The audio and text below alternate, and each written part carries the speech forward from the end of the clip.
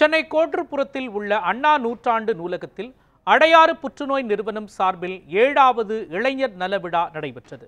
நிகழ்ச்சியில் அமைச்சர் அன்பில் மகேஷ் பொய்யாமொழி, மா. சுப்பிரமணியன் உள்ளிட்ட பலர் கலந்து கொண்டனர்.